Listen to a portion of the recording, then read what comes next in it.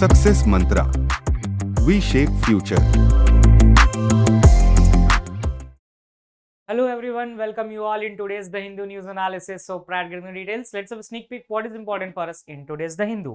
अभी बहुत लोगों ने बोला था कि सर ये 12 और 13 का एनालिसिस नहीं आया, तो देखो संडे को तो आ गया मंडे का एनालिसिस। जो मंडे का एनालिसिस आपने देखा उसमें संडे मंडे दोनों था, बट जो सैटरडे का एनालिसिस जो आपका रियल कंसर्न है उसको दूर किया जा रहा है। डेली देखना टॉपिक्स, ये जैसे राजीव गांधी असैसिनेशन वो सैटरडे को ही आया था, तो हम just picking the topics from Saturday and Sunday as well. वो जैसे जैसे होगा डेली ऐड ऑन करते जाएंगे, तो just don't take tension, I surely add it on, right. अभी तक किया है, इतने महीनों से किया जा रहा है, तो आगे भी हो जाएगा।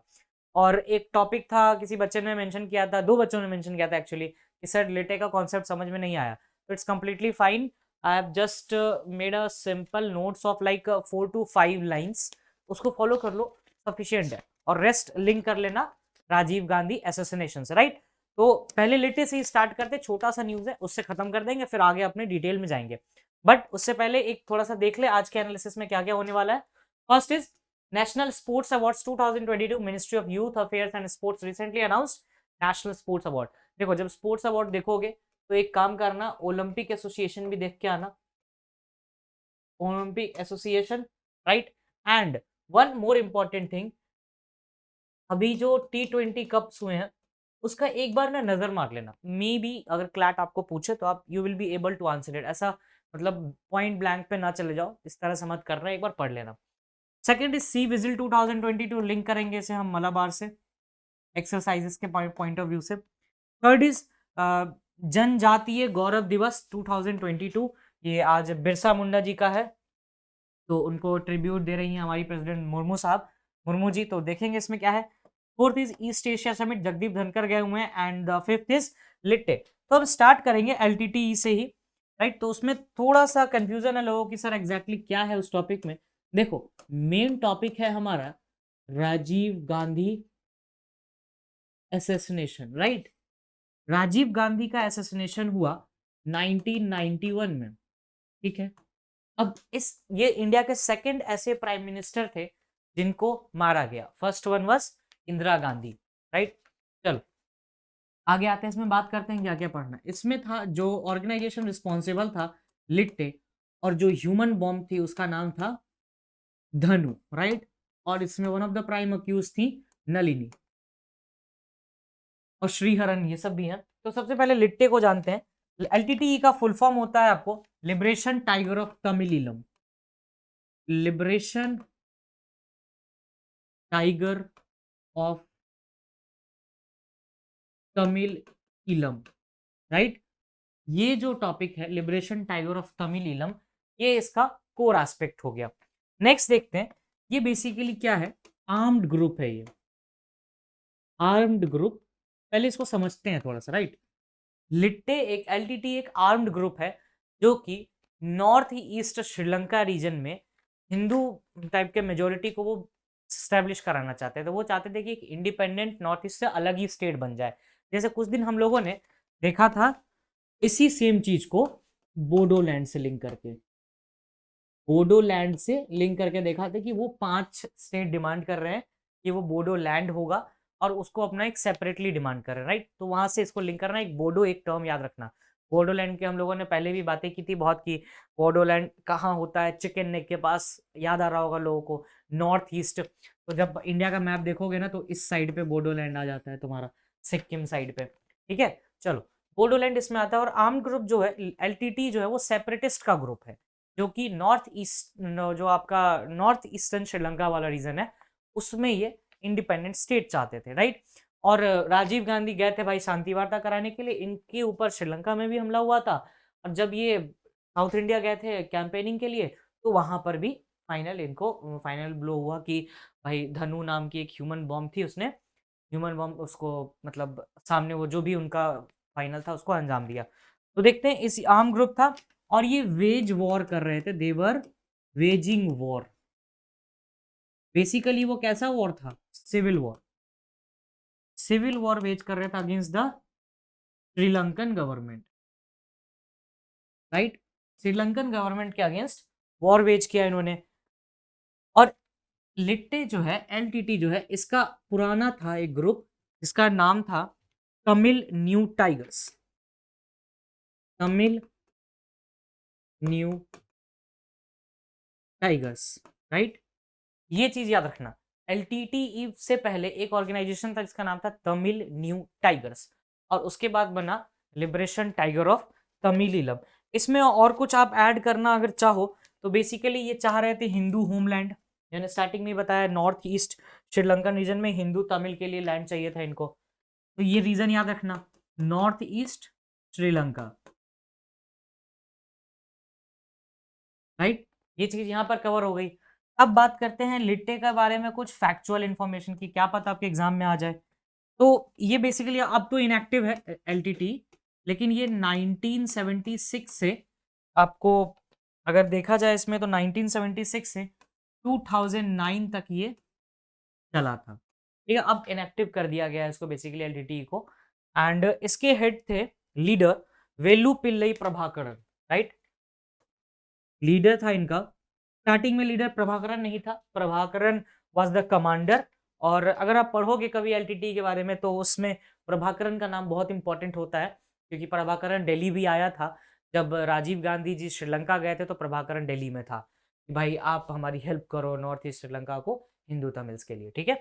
तो यहाँ पर था वेल्लू पिल्लई प्रभाकरन, ये नाम याद रखना।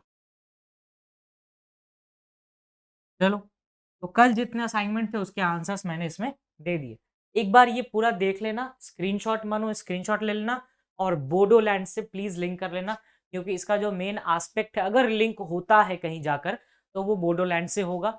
और बोडोलैंड में मैंने डिस्कस किया है, बोडोलैंड भी न्यूज में था, जो 5 डिफरेंट स्टेट्स की बात की जाए तो बोडोलैंड वहां पर आता है, ठीक है। बस इतना कर लो, बाकी का काम तुम्हारा अपने आप हो जाएगा। एंड जिनका भी डाउट था अगर क्लियर है तो बता देना कमेंट सेक्शन में, क्लियर अनक्लियर सभी चीज, राइट। चलो, अब आते हैं वापस से हम अपने टॉपिक्स पे, जो आज के टॉपिक्स हैं। पहला है नेशनल स्पोर्ट्स अवार्ड 2020, कौन देता है? Ministry of youth affairs and sports, right. ये तो बहुत कही जाने वाली चीजें हैं। चलो अब देखते हैं कहाँ है। India table tennis star Achanta Sharath Kamal has been conferred with the major Dhyan Chand Khel Ratna award. ये विराट कोहली को भी मिला है guess, major Dhyan Chand Khel Ratna award 2022 का किसको दिया गया है? अचंता शरथ कमाल, ये है table tennis star. Seema Punia and Lakshya Sen were amongst the Arjuna award winners. Arjuna award मिला है शायद विराट कोहली को, राइट। तो वो चलो छोड़ो, वो अलग बात है, वो तो चलो बात बात में याद आ जाती है चीजें, तो वो उसमें ऐड ऑन हो जाता है। ये याद रखना कि अर्जुन अवार्ड किसको मिला है? लक्ष्य सेन और सीमा पुनिया को।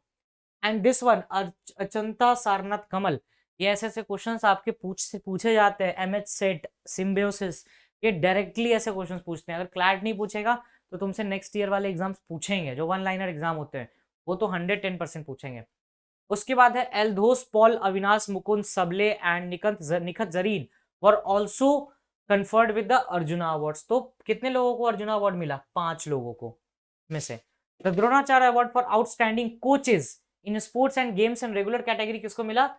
जीवन जोत सिंह तेजा आर्चरी के लिए, मोहम्मद अली कमर बॉक्सिंग के लिए, सुमा सिद्धार्थ शिरूर पैराशूटिंग के लिए, एंड सुजीत मान फॉर रेसलिंग। तो कोच के लिए इन्हें मिला, प्लेयर्स के लिए ऊपर हम लोगों ने देख लिया।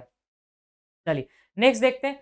अब अवार्ड्स भी होते हैं काफी कि राजीव गांधी खेल रत्न सर है क्या, द्रोणाचार्य क्या अवार्ड है, तो देखते हैं।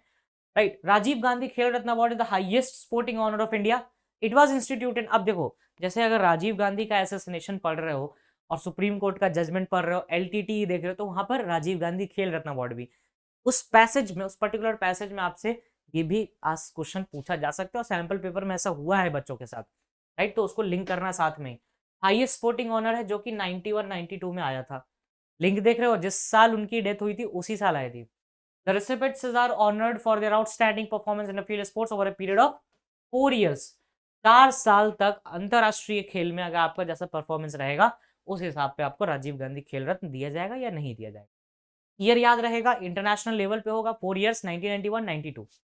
नेक्स्ट देखते हैं द्रोणाचार्य अवार्ड 1985 में किया गया to honour the eminent coaches for producing medal winners at prestigious international sport events.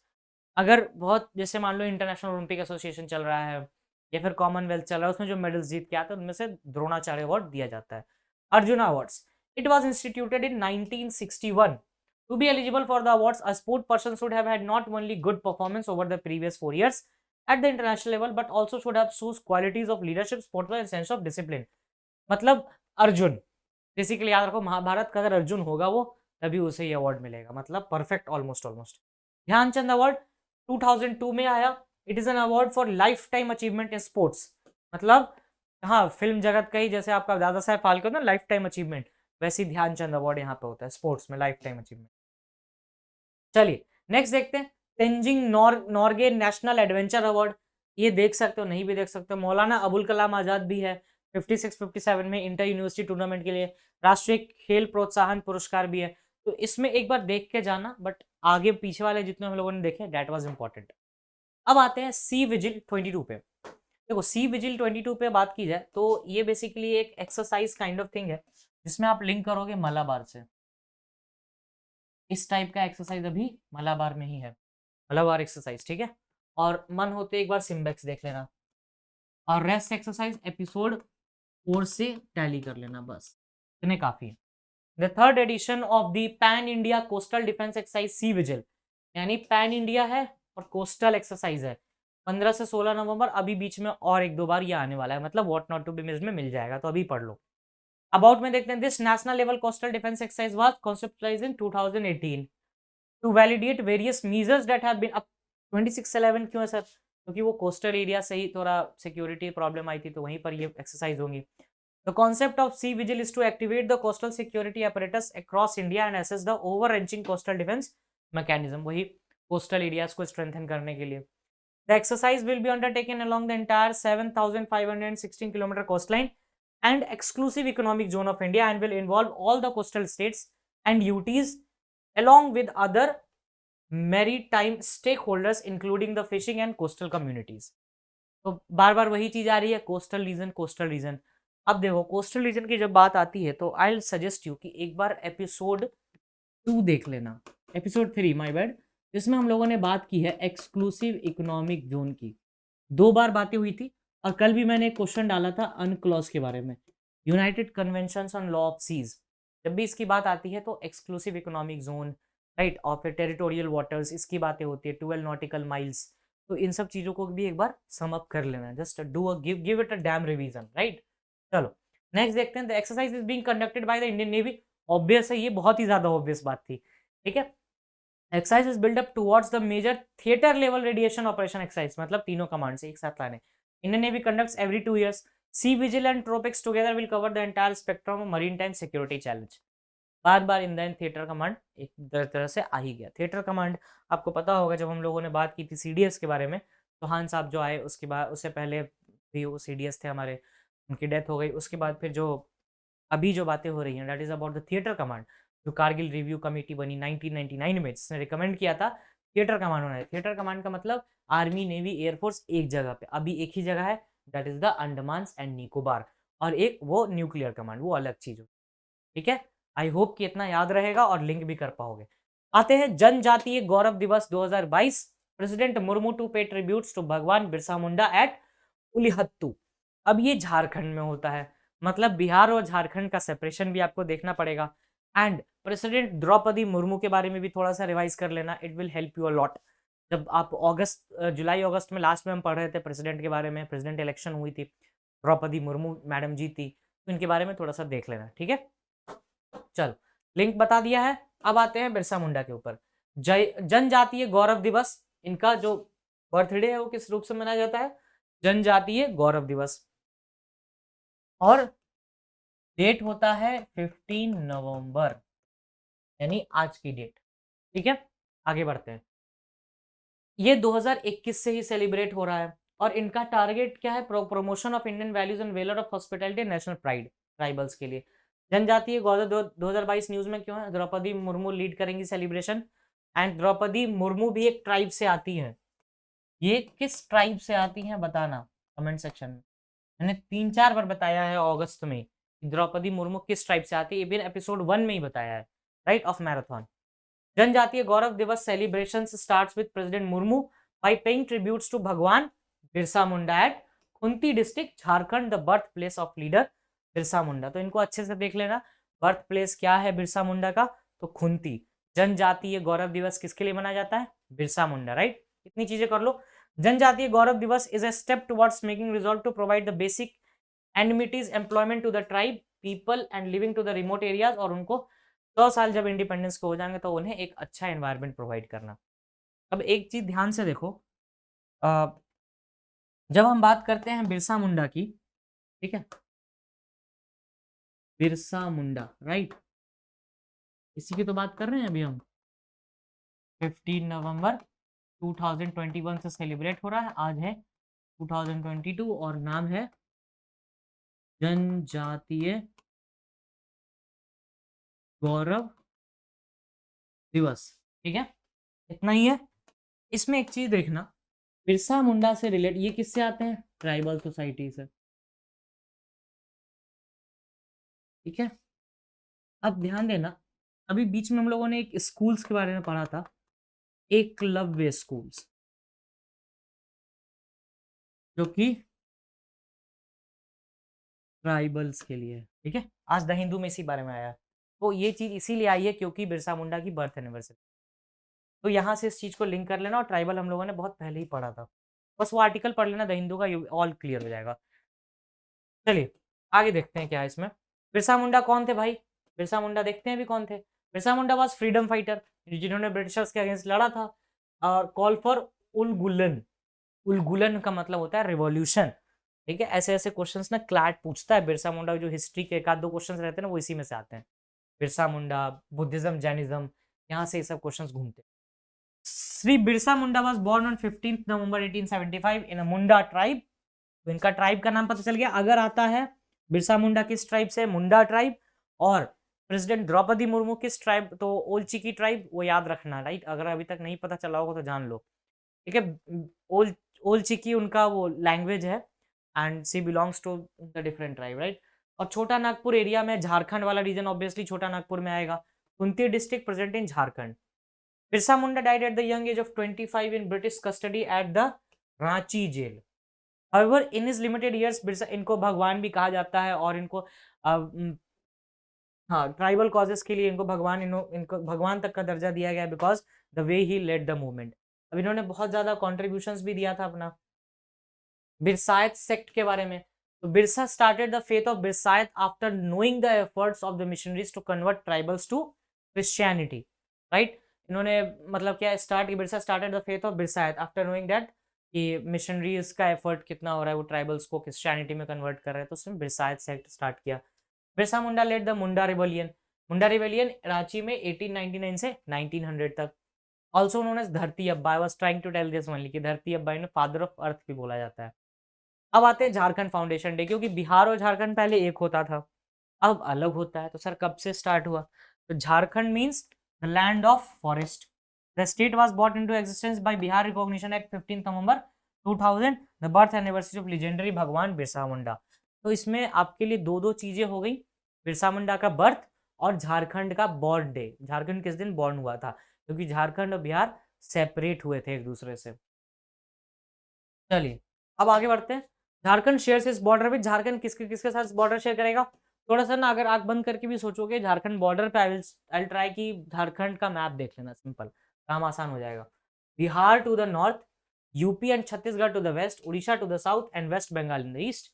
जितने भी सिंपल सिंपल से स्टेट्स है वो याद कर लो, Bihar, UP and Chhattisgarh, Orissa and waste Bengal.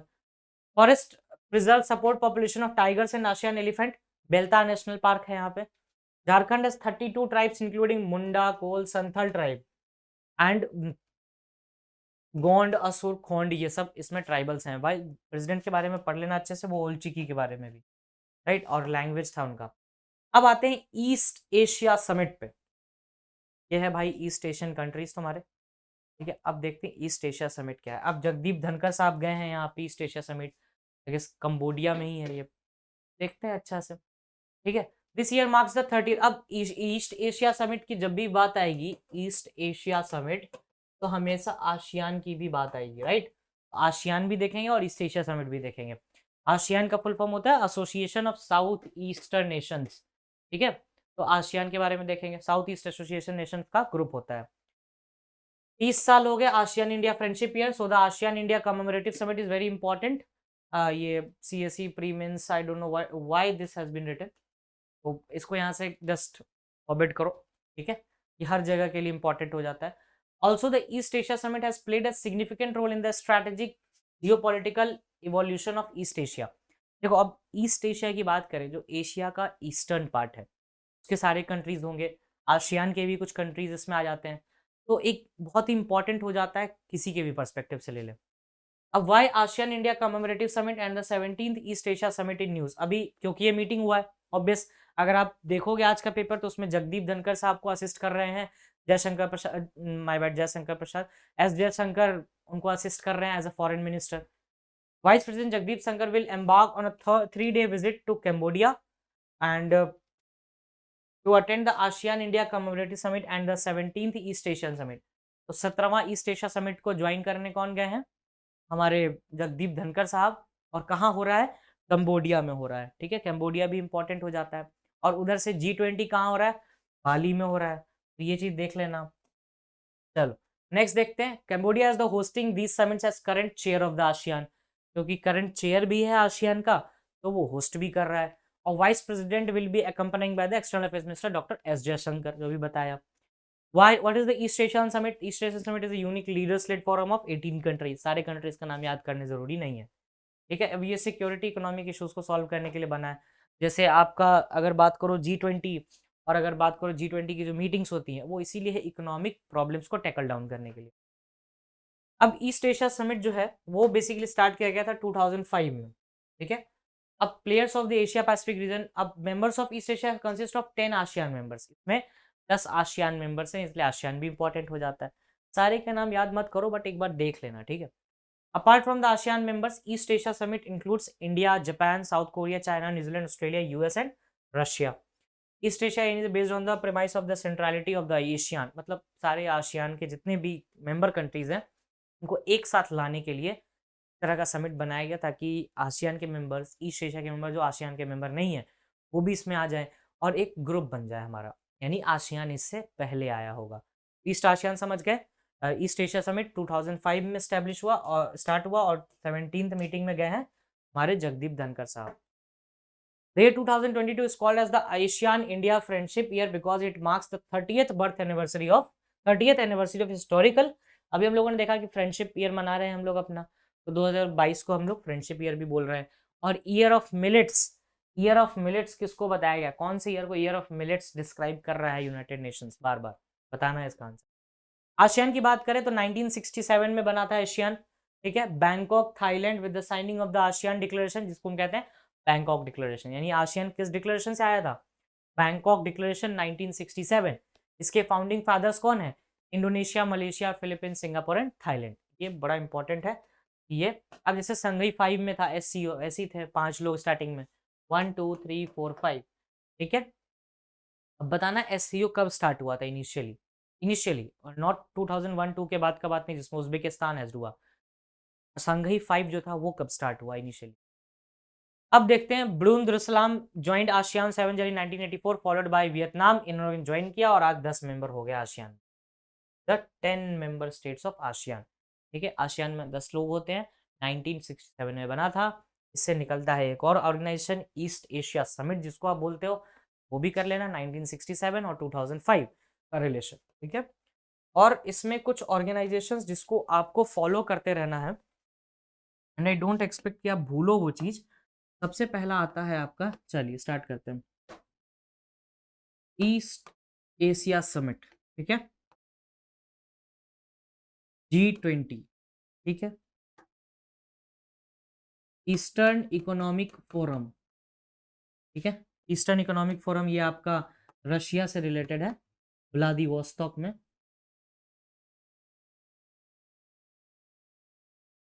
ठीक है। ये चीज तो याद ही रहेगा, ईस्ट एशिया फोरम। चलिए अब आगे देखते हैं SCO। और G20 में क्या याद रखना है? ट्रोइका, शेरपा और सीट। ट्रोइका से वैसे सीट याद हो जाएगी, ये चीज़ें स्पेशल अटेंशन लेती है आपका इसमें, that's why it is important. तो 1 2 3 4 ये 4 ऐसे ऐसे मीटिंग्स है जो भी बहुत लगातार चल रहे हैं, और एक और जो एनवायरनमेंट में अगर कंफ्यूजन है कि सर एनवायरनमेंट में क्या देखें, तो कोप 27 इन रिलेशन विद कोप 26 और इनका ऑर्गेनाइजेशन कौन सा है, यूएनएफ ट्रिपल सी। और इस पे मैंने हर एक टॉपिक को मैंने अलग अलग डिस्कस कर रखा है। मैराथन में आधे से ज़्यादा टॉपिक्स मिल जाएंगे, ईएफ तो रिसेंटली बताया है, तो इसको अच्छे से देखना। तो कितने टॉपिक्स हो गए टोटल, अगर 1 2 3 4 एंड 5, ये 5 ऐसे टॉपिक्स हैं, अगर इनको कर लिए तो बहुत अच्छा लेवल पे ग्रास्प हो जाएगा। अगर बात करोगे केवल ऑर्गेनाइजेशंस के सेटअप के बारे में, तो ऑलमोस्ट चीज़ें कवर हो जाएंगी। इसको अच्छे से देख लो। रेस्ट अगर कुछ इसमें और नई चीज़ें ऐड ऑन होती हैं, then we will surely discuss it. ठीक है, चलो इसका आशियान से आगे बढ़ते हैं। What not to be missed में atomic energy hydrogen power India's net zero plan, ये आपका फिर से कोप 27 UNFCCC, ये वहीं से चीज़ें आ रही हैं जितनी भी इन्वायरमेंट की चीज़ें।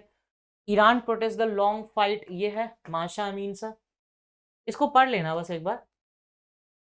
तो क्योंकि इसमें पहली बार कोई शायद डेथ पेनल्टी ऑर्डर की गई है, तो दैट्स वाई ये न्यूज़ में अगेन आ गया है। Where no child is left behind, United Nations Human Development Index के बारे में है। इंडेक्स याद रखना, मैंने भी बता दिया, बस एक बार आर्टिकल है तो रिवीजन हो जाएगा लगे हाथ। ठीक है, the significance of G20 Bali summit अभी जस्ट बताया है G20 करने के लिए। चलिए इतना सफिशिएंट है, नेक्स्ट आते हैं। एंड आज प्लीज स्कोर बताना कितने आ रहे हैं, क्योंकि आज कुछ क्वेश्चंस बहुत इजी हैं। एंड लास्ट वाले क्वेश्चन का आंसर जरूर करना हर कोई। पहला है 6 रिमेनिंग कन्विक्ट्स, ये आपके राजीव गांधी वाला ही इशू है। What is the name of the India's first privately developed rocket, ये करवा चुके हैं। Third is which state on November 13 ban the public display of fire arms, ये न्यूज़पेपर में से है। Fourth, consider the following statement, इसके आंसर जरूर करना, राइट। ये अरोमा मिशन से रिलेटेड है, मैंने कल ही कराया है, तो प्लीज आंसर करो। And if you have any doubt just mention, जैसे आपने एलटीटी के बारे में बताया, और भी कोई डाउट है या कुछ ऐसा टॉपिक लग रहा है जो कवर होना चाहिए, मुझसे ही मिस हो रही है, तो प्लीज बताना। And that's all, thank you from my side.